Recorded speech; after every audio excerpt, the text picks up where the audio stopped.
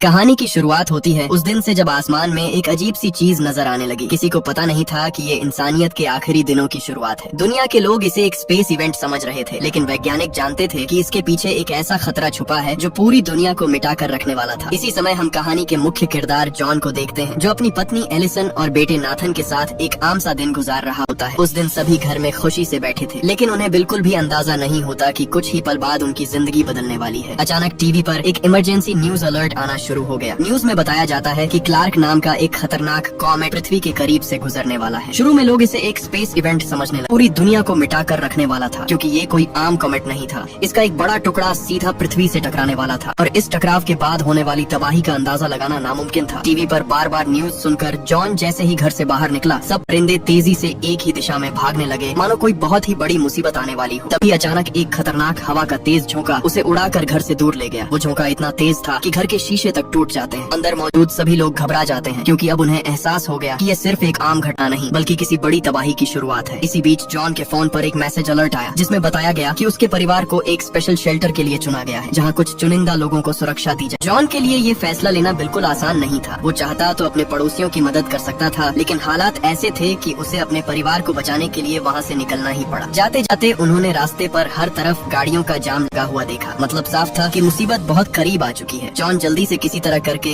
अपनी पत्नी और बेटे के साथ एयरपोर्ट पहुंचता है, जहां चारों तरफ सिक्योरिटी फैली हुई थी। हर तरफ अफरा तफरी का माहौल था।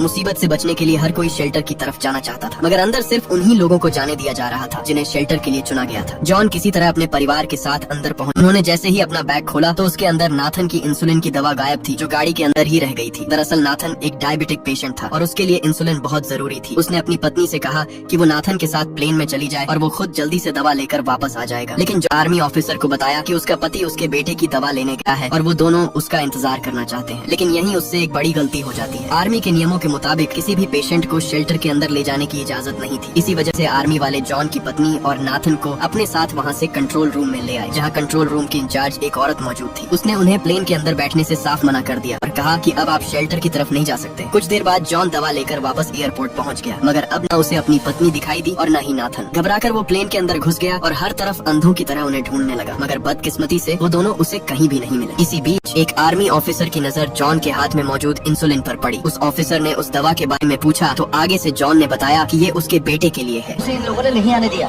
कहा किसी बीमार को नहीं लेंगे। ये सुनकर जॉन के रोंगटे खड़े हो गए। वो तुरंत प्लेन से बाहर निकलने के लिए भाग पड़ा, लेकिन तब तक बहुत देर हो चुकी थी। प्लेन का दरवाजा लगभग बंद होने को था, मगर उसकी बदकिस्मती अचानक पूरे एयरपोर्ट के बाहर हालात बिगड़ने लगे। सब लोग आर्मी के कंट्रोल से बाहर हो चुके थे। लोग हर हाल में अंदर घुसना चाहते थे। सब लोग अपनी जान बचाने के चक्कर में प्लेन की तरफ दौड़ पड़े। आर्मी उन्हें रोकने की पूरी कोशिश करने लगी, लेकिन भीड़ इतनी ज्यादा थी कि किसी के लिए कुछ कर पाना मुश्किल हो गया। इसी अफरा तफरी के बीच एक गोली सीधा एक आर्मी वाले को जा लगी। उस गोली की वजह से फ्यूल के पाइप से फ्यूल लीक होने लगा और देखते ही देखते अचानक वहां आग फैल गई। कुछ ही पलों में एक प्लेन भी इस तबाही की लपेट में आ गया, जिससे एक बहुत ही बड़ा धमाका हो गया। धमाका इस कदर जोरदार था कि वहां मौजूद किसी भी शख्स को जान बचाने का मौका तक न मिला और सब के सब वहीं पर जलकर राख हो गए। उधर जॉन की पत्नी भी वहां से जान बचाकर भाग रही थी। तभी उन्होंने ये सब देख लिया। अब जॉन के लिए अपनी पत्नी और बेटे तक पहुँचना और भी मुश्किल हो गया। कोई रास्ता न देखकर उसकी पत्नी ने एक मैसेज भेज दिया कि वो दोनों अपने पिता के घर जा रहे हैं। उधर चारों तरफ लोग अपनी जान बचाकर दूसरे प्लेन की तरफ दौड़ रहे थे। इसी बीच जॉन किसी तरह अपनी जान बचाते हुए वापस अपनी गाड़ी तक आ गया, लेकिन तब तक उसकी पत्नी वहां से जा चुकी थी। उसकी पत्नी का छोड़ा गया नोट देखकर वो समझ गया कि उसका परिवार कहाँ गया है। अब उसके पास सिर्फ एक ही मकसद था, किसी भी तरह अपनी पत्नी और बेटे तक पहुँचना। उधर जॉन की पत्नी अपने बेटे की दवा लेने एक मेडिकल स्टोर में चली गई। वो वहाँ से कुछ दवाइयाँ इकट्ठा कर ही रही थी कि अचानक उस स्टोर पर गुंडों ने हमला कर दिया। एलिसन किसी तरह अपनी जान बचाते हुए वहाँ खड़ी एक गाड़ी में बैठ गई। सफर के दौरान जब गाड़ी वाले को पता चला कि उन दोनों को शेल्टर के लिए चुना गया था, लेकिन बेटे की मेडिकल कंडीशन की वजह से उन्हें प्लेन में जगह नहीं मिल पाई, यहीं से उस आदमी को सब समझ आ गया। वो आदमी तुरंत गाड़ी से उतरा और जबरदस्ती जॉन की पत्नी को गाड़ी से उतारकर नीचे फेंक दिया, जबकि उसके बेटे नाथन को अपने साथ लेकर वहाँ से चला गया। दूसरी तरफ जॉन अपने परिवार तक पहुँचने की कोशिश कर रहा था। तभी आसमान से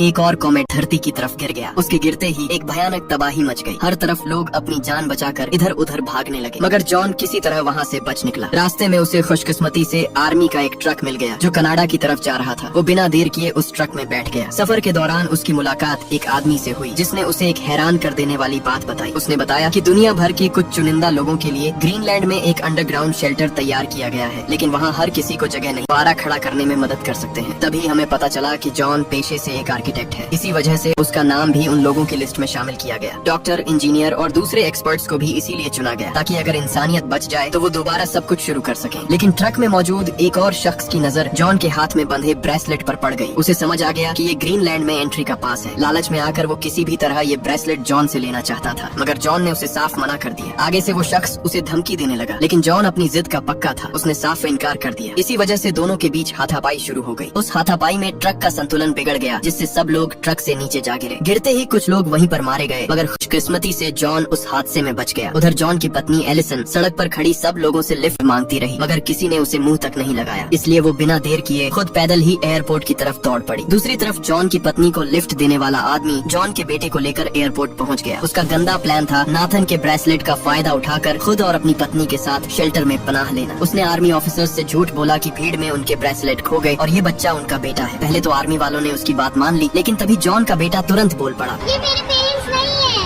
इतना सुनते ही आर्मी वालों को उन पर शक हो गया और उन्होंने तुरंत नाथन को अपने पास रख लिया। इसी बीच जॉन की पत्नी एलिसन भी आखिरकार उस एयरपोर्ट तक पहुंच जाती है। अपने बेटे को ढूंढते ढूंढते वो उस जगह पर पहुंची जहां उसके बेटे को रेस्क्यू कैंप में रखा गया था। अपने बेटे को ठीक देखकर वो सुकून का सांस लेती है। एक डॉक्टर ने उसे बताया कि अगर वो यहाँ से शेल्टर की तरफ नहीं जाना चाहती तो थोड़ी देर में एक मिलिट्री ट्रक यहाँ से कनाडा की तरफ जाने वाला है, तुम दोनों उसमें जा सकते हो। उधर जॉन भी काफी मुश्किलों के बाद कनाडा पहुँच जाता है। वो सीधा अपने ससुर के घर आ गया, लेकिन वहाँ उसकी पत्नी और बेटा मौजूद नहीं थे। इसी बेचैनी के बीच अचानक उसके फोन की घंटी बज उठी। फोन पर उसकी पत्नी ने बताया कि वो मेन रोड पर उतर चुके हैं। ये सुनते ही जॉन तुरंत उन्हें लेने निकल पड़ा। इतने दिनों बाद जब तीनों एक दूसरे से मिले तो उनके लिए वो लम्हा किसी चमत्कार से कम नहीं था, लेकिन उनके पास खुशी मनाने का समय बिल्कुल नहीं था। जॉन ने उन्हें बताया कि सबसे बड़ा कॉमेट अभी धरती से टकराया ही नहीं है, असली तबाही अभी बाकी है। इसीलिए उन्हें ग्रीनलैंड के उस अंडरग्राउंड शेल्टर तक हर हाल में पहुंचना होगा, क्योंकि बचने का बस वही एक आखिरी मौका है। एलिसन ने अपने पिता को साथ चलने के लिए कहा, मगर उन्होंने साफ मना कर दिया, क्योंकि अब उनका मरना यहीं पर तय था। इसलिए न चाहते हुए भी जॉन और उसका परिवार उस शेल्टर की तरफ निकल पड़ा। लेकिन अब दुनिया पहले जैसी नहीं रही। जैसे जैसे वो आगे बढ़ते गए, रास्ते भर आसमान से कॉमेट के छोटे छोटे टुकड़े गिरते जा रहे थे। चारों तरफ तबाही फैलती गई। जहाँ भी कॉमेट गिरते लोग वहीं पर मरते गए। रास्ते भर आसमान से गिरते कॉमेट के टुकड़े तबाही मचाते रहे। जॉन को हर हाल में आखिरी फ्लाइट पकड़नी थी। जब वो एयरपोर्ट पहुंचा तो विमान उड़ान के लिए तैयार था। कोई और रास्ता न देखकर उसने अपनी गाड़ी रनवे पर प्लेन के सामने रोक दी। जैसे ही गाड़ी प्लेन के सामने रुकी, खुशकिस्मती से प्लेन रुक गया। पायलट गुस्से में बाहर आया। जॉन ने उसे बताया कि उसका परिवार भी ग्रीनलैंड शेल्टर के लिए चुना गया है, मगर पायलट ने उसे मना कर दिया क्योंकि प्लेन में जगह लगभग खत्म हो चुकी थी। लेकिन जॉन किसी भी सूरत प्लेन में चढ़ना चाहता था। उसने उन्हें धमकी दी कि अगर वो उन्हें साथ न लेकर गए तो वो गाड़ी कभी रनवे से नहीं हटाएगा। पायलट को मजबूरी में जॉन और उसके परिवार को प्लेन के अंदर बैठाना पड़ा। सब आगे बढ़ ही रहे थे कि तभी वही सबसे बड़ा कॉमेट धरती से टकरा गया। धमाके के झटके इतने खतरनाक थे कि प्लेन भी बुरी तरह हिल उठा। प्लेन पायलट से पूरी तरह बेकाबू हो गया और अचानक एक पहाड़ी से टकराकर वहीं पर तबाह हो गया। कुछ लोग घायल जरूर हुए, लेकिन खुशकिस्मती से सब लोग जिंदा बच गए। प्लेन से निकलते ही उन्हें दूर आर्मी के बंकर दिखाई दी। आर्मी ने जैसे ही उन्हें